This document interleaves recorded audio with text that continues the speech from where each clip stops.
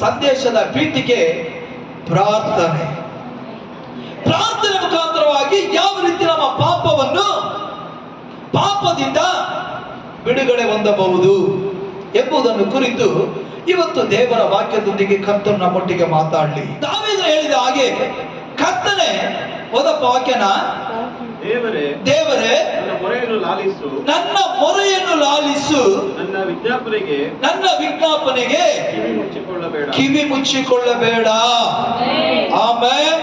தமிழுக்கு சொல்லப்படுது, தேவனே என் ஜெபத்தை கேட்டு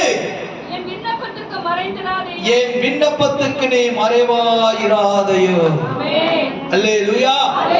தாவೀದ ಹೇಳ್ತಾ ಇದ್ದಾನೆ, ದೇವರೇ ನನ್ನ ಪ್ರಾರ್ಥನೆಯನ್ನು ಕೇಳು. ಪ್ರಾರ್ಥನೆ ಮಾಡುವ ಮನುಷ್ಯನು ದೇವರ ಮುಂದೆ ಧೈರ್ಯವಾಗಿ ಹೇಳಬಹುದು, ದೇವರೇ ನನ್ನ ಪ್ರಾರ್ಥನೆ ಕೇಳು.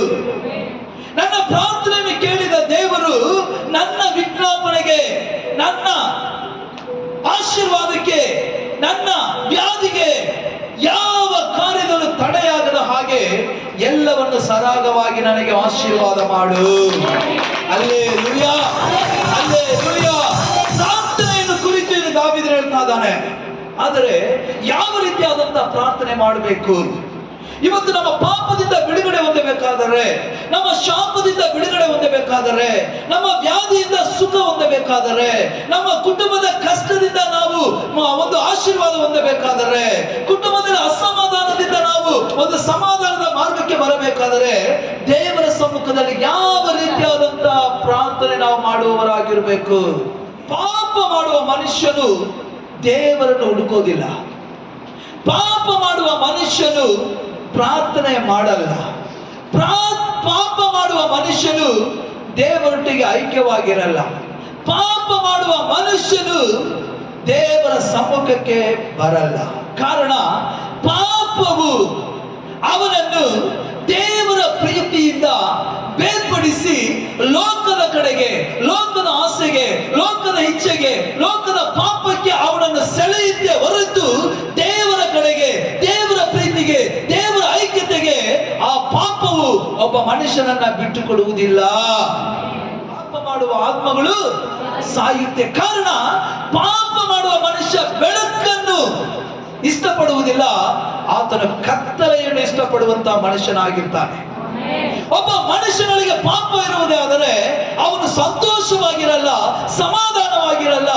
ಅವನ ಹೃದಯ ಯಾವಾಗಲೂ ಅಸಮಾಧಾನದಲ್ಲಿ, ಸಮಾಧಾನವಿಲ್ಲದೆ, ಕಳವಳಗೊಂಡು, ವೇದನೆ ಪಟ್ಟು, ಕಣ್ಣೀರಿಟ್ಟು, ತನ್ನ ಹೃದಯವೇ ಒಂದು ಬೇಡವಾದ ರೀತಿಯಲ್ಲಿ ಅವನ ಸಮಾಧಾನವನ್ನು ಕಳೆದುಕೊಂಡವನಾಗಿ ಕಾಣಲ್ಪಡುವುದಕ್ಕೆ ಕಾರಣ ಪಾಪ. ದೇವರ ಮಕ್ಕಳೇ, ನಾವು ಸಮಾಧಾನವಾಗಿರಲು ಪಾಪ ನಮ್ಮನ್ನು ಬಿಡಲ್ಲ. ಯಾವಾಗಲೂ ಭಯವನ್ನು ಹುಟ್ಟಿಸ್ತದೆ, ಯಾವಾಗಲೂ ಚಿಂತೆಯನ್ನು ಹುಟ್ಟಿಸ್ತದೆ, ಯಾವಾಗಲೂ ಏನೋ ಗಲಿಬಿಲಿಯನ್ನು ಹುಟ್ಟಿಸ್ತದೆ, ಯಾವಾಗಲೂ ನಮ್ಮ ಹೃದಯ ಕಳವಳಗೊಂಡಿರ್ತದೆ, ಯಾವಾಗಲೂ ನಮ್ಮ ಮನಸ್ಸು ವೇದನೆಯಲ್ಲಿರ್ತದೆ, ಯಾವಾಗಲೂ ನಮ್ಮ ಹೃದಯ ಏನೋ ಒಂದನ್ನು ಕಳ್ಕೊಂಡ ಆಗಿನ ವೇದನೆಯಲ್ಲಿರ್ತದೆ. ಇವೆಲ್ಲವನ್ನು ನಾವು ನೋಡಬೇಕಾದರೆ, ದೇವರ ಸಮ್ಮುಖದಲ್ಲಿ ನಮ್ಮ ಪಾಪ ಪರಿಹಾರ ಹೊಂದಬೇಕಾದರೆ, ನಮ್ಮ ಪಾಪದಿಂದ ನಾವು ದೂರವಾಗಬೇಕಾದರೆ, ನಮ್ಮ ಪಾಪ ನಮ್ಮನ್ನು ಬಿಟ್ಟು ಹೊರಗಡೆ ಹೋಗಬೇಕಾದರೆ, ನಾವು ಮಾಡಬೇಕಾದದ್ದು ಒಂದೇ ಒಂದು, ದೇವರ ಸಮ್ಮುಖದಲ್ಲಿ ಮೊಣಕಾಲೂರಿ ಪ್ರಾರ್ಥನೆ ಮಾಡುವವರಾಗಿರಬೇಕು. ಮಾತನಾಡಬಾರದ ಸುವಾರ್ತೆ 7ನೇ ಅಧ್ಯಾಯ 21, 22ನೇ ವಾಕ್ಯ ಓದಪ್ಪ. ಮಾತನಾಡಬಾರದ ಸುವಾರ್ತೆ 27ನೇ ಅಧ್ಯಾಯ 21, 22 ಏನು ನಮ್ಮೊಳಗಿಂದ ಹೊರಗಡೆ ಬಂದು ಅದು ಅಪಶಕುನವಾಗುತ್ತೆ ಎಂಬುದಾಗಿ ದೇವರು ಹೇಳ್ತಾ ಇದ್ದಾರೆ. மனுஷனுடைய இருதயத்துக்குள்ளிருந்து பொல்லாத சிந்தனைகளும், பாருங்க நல்லா கவனிங்க, இதுதான் பாவம். இதுதான் வெளியே வந்து ஜனங்களை தீட்டுப்படுத்தும். ಇದೇ ಪಾಪ. ಇಷ್ಟರವರೆಗೆ ಪಾಪ ಪಾಪ ಪಾಪ ಎಂಬುದಾಗಿ ಪ್ರಸಂಗ ಮಾಡ್ತಾ ಇದ್ನಲ್ಲ, ಪಾಪ ಅಂದ್ರೆ ಏನು? ವ್ಯಭಿಚಾರ ಮಾತ್ರ ಪಾಪ ಅಲ್ಲ, ಹೇಳುವಂತ ಒಂದೊಂದು ಕಾರ್ಯಗಳು ಕೂಡ ಪಾಪ. ಹಲ್ಲೆಲೂಯಾ. ಕನ್ನಡದಲ್ಲಿ ಓದಪ್ಪ, ಏನೆಲ್ಲ ಬರಬಾರ್ದು? ಮನುಷ್ಯನ ಮನಸ್ಸಿನೊಳಗಿಂದ ಆ ಸೂಳೆಗಾರಿಕೆ, ಕಳ್ಳತನ, ಕೊಲೆ, ಆದರ, ದ್ರವ್ಯಾಶೆ, ಕೆಡುಕುತನ, ಮೋಸ, ಬಂಡತನ, ಹೊಟ್ಟೆ ಕಿಚ್ಚು, ಸೊಕ್ಕು, ಬುದ್ಧಿ ಕೇಡಿತನ, ಇವೇ ಮೊದಲಾದವುಗಳು. ಇವುಗಳು ನಿನ್ನ ಹೃದಯದಿಂದ ಹೊರಗಡೆ ಬರುವುದೇ ಆದರೆ ಅದು ನಿನ್ನನ್ನ ಏನ್ ಮಾಡುತ್ತೆ? ಹೊಲಸು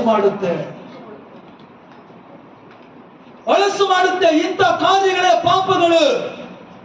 ಇವು ಯಾವ ಮನುಷ್ಯನಲ್ಲಿ ತೋರ್ಪಡ್ತಾ ಇದೆಯೋ ಅವನು ಇನ್ನು ಮನಸ್ಸಾಂತರ ಹೊಂದಿಲ್ಲ. ಯಾವ ಮನುಷ್ಯನಿಗೆ ಕಾರ್ಯಗಳು ವಾಸ ಮಾಡ್ತಾ ಇದೆಯೋ ಅವನು ಇನ್ನು ದೇವರ ಕಡೆಗೆ ಮನಸ್ಸಾಂತರ ಹೊಂದಿಲ್ಲ. ಹಲ್ಲೆಲೂಯಾ. ಇವೆಲ್ಲವೂ ಬಿಟ್ಟವನು ಪರಿಶುದ್ಧವಾಗಿ ಕರ್ತನ ಸಮ್ಮುಖದಲ್ಲಿ ಸಮಾಧಾನವು, ಸಂತೋಷವು, ನೆಮ್ಮದಿಯು ಎಲ್ಲವನ್ನು ಇಟ್ಟಿರುವಂತಹ ಮನುಷ್ಯನು ದೇವರಿಂದ ನಿಜವಾದ ರಕ್ಷಣೆ ಹೊಂದಿದ್ದಾನೆ. ಕೊನೆಯ ವಾಕ್ಯ ಓದಿ ನಾವು ಮುಗಿಸೋಣ. 2 ವೃತ್ತಾಂತ ಕಾಲ 7, 14, 15 ಓದಿ. ಇವೆಲ್ಲವನ್ನು ಕೂಡ ನಾವು ಬಿಡಬೇಕು. ಇವೆಲ್ಲವೂ ನಮ್ಮ ಹೃದಯದಿಂದ ಬರಬಾರದು. ಇವೆಲ್ಲವೂ ದೇವರಿಗೆ ವಿರೋಧವಾದದ್ದು. ಇವೆಲ್ಲವೂ ದೇವರಿಂದ ದೂರವಾಗಿರಬೇಕೆಂಬುದಾಗಿ ಯೇಸು ಸ್ವಾಮಿ ಹೇಳ್ತಾ ಇದ್ದಾರೆ. ಈ ವಾಕ್ಯ ಓದಪ್ಪ. ನನ್ನವರೆಂದು ಹೆಸರುಗೊಂಡಂತ ನನ್ನ ಪ್ರಜೆಗಳು ತನ್ನನ್ನು ತಗ್ಗಿಸಿಕೊಂಡು ತಮ್ಮ ಕೆಟ್ಟ ನಡತೆಯನ್ನು ಬಿಟ್ಟು ತಿರುಗಿಕೊಂಡು ನನ್ನನ್ನು ಪ್ರಾರ್ಥಿಸುವುದೇ ಆದರೆ, ಚೆನ್ನಾಗಿ ಗಮನಿಸಿರಿ, ಕೆಟ್ಟ ನಡತೆಯನ್ನು ಬಿಟ್ಟು, ದುಷ್ಟತನವನ್ನು ಬಿಟ್ಟು, ಕೆಟ್ಟ ಆಲೋಚನೆಯನ್ನು ಬಿಟ್ಟು, ಹೊಟ್ಟೆ ಕಿಚ್ಚನ್ನು ಬಿಟ್ಟು, ಬೇರೊಬ್ಬರ ಮೇಲೆ ದೂಷಣೆ ಹೇಳುವುದನ್ನು ಬಿಟ್ಟು, ಬೇರೊಬ್ಬರನ್ನ ಹೀಯಾಳಿಸುವುದನ್ನು ಬಿಟ್ಟು, ಕೆಟ್ಟ ಮಾತಿಂದ ಬೈಯೋದನ್ನ ಬಿಟ್ಟು, ಕೋಪಗೊಳ್ಳುವುದನ್ನ ಬಿಟ್ಟು, ಅವನ ಮೇಲೆ ಹಸಿವನ್ನು ಬಿಟ್ಟು, ಎಲ್ಲವನ್ನು ಬಿಟ್ಟು ನನ್ನ ಕಡೆಗೆ ಮನ ತಿರುಗಿ ಪ್ರಾರ್ಥನೆ ಮಾಡುವುದೇ ಆದರೆ ನನ್ನ ದರ್ಶನವನ್ನು ಬಯಸುವುದಾದರೆ ನಾನು ಪರಲೋಕದಿಂದ ಲಾಲಿಸಿ ಅವರ ಪಾಪವನ್ನು ಕ್ಷಮಿಸುವನು. ಕರಗಳ ತಟ್ಟಿ ದೇವರ ನಾಮವನ್ನು ಈ ಮಾತು ಸಾಲೊಮೋನನಿಗೆ ಕರ್ತನು ಕನಸಿನಲ್ಲಿ ಮಾತನಾಡಿದ ಮಾತು. ಈ ನಿನ್ನ ಜನರಿಗಾಗಿ ನೀನು ಪ್ರಾರ್ಥನೆ ಮಾಡ್ತೀಯಲ್ಲ, ನಿನ್ನ ಜನರು ಬಂದು ಪ್ರಾರ್ಥಿಸುವಾಗ ನನ್ನ ಪ್ರಾರ್ಥನೆ ಕೇಳಿ ಎಂಬುದಾಗಿ ಹೇಳ್ತೀಯಲ್ಲ ಸಾಲೊಮೋನನೇ, ನಿನ್ನ ಜನರು ಮಾಡುವಂತ ಕಾರ್ಯಗಳು ಇಂಥದ್ದಾಗಿದೆ. ಇವರು ಎಲ್ಲವನ್ನು ಬಿಟ್ಟು ಮನಸ್ಸಾಂತರ ಹೊಂದಿ ನನ್ನ ದರ್ಶನವನ್ನು ಬಯಸುವುದೇ ಆದರೆ, ನನ್ನ ಸಮ್ಮುಖದಲ್ಲಿ ಪ್ರಾರ್ಥನೆ ಮಾಡುವುದೇ ಆದರೆ, ಕೆಳಗಡೆ ವಾಕ್ಯ ಬರೆಯಲ್ಪಟ್ಟಿದೆ, ಅವರ ಪ್ರಾರ್ಥನೆಯನ್ನು ನಾನು ಕೇಳುತ್ತೇನೆ. ಆಮೇಲೆ 16 ಓದಪ್ಪ. ಅವರ ದೇಶದಲ್ಲಿ ಆರೋಗ್ಯವನ್ನು ದಯಪಾಲಿಸುವೆನು. ಇನ್ನು ಮುಂದೆ ಈ ಸ್ಥಳದಲ್ಲಿ ಇನ್ನು ಮುಂದೆ ಯಾರೆಲ್ಲ ಈಗ ಮನಸ್ಸಾಂತರ ಹೊಂದಿ ನನ್ನ ಸಮ್ಮುಖಕ್ಕೆ ಬರ್ತಾರೋ, ಇನ್ನು ಮುಂದೆ ಅವರು ಇಲ್ಲಿ ಮಾಡುವಂತ ಪ್ರಾರ್ಥನೆಯನ್ನು ನಾನು ಕೇಳುತ್ತೇನೆ. Hallelujah, hallelujah. ಅದು ಪಾಪದಿಂದ ನಾವು ಬಿಡುಗಡೆ ಹೊಂದಬೇಕಾದರೆ ದೇವರ ಸಮ್ಮುಖದಲ್ಲಿ ಸತ್ಯವಾದಂತ, ನಿಜವಾದಂತ, ಪರಿಶುದ್ಧವಾದಂತ ಪ್ರಾರ್ಥನೆ ಮುಖಾಂತರವಾಗಿ ಕರ್ತನೊಂದಿಗೆ ನಾವು ಮಾತಾಡೋಣ.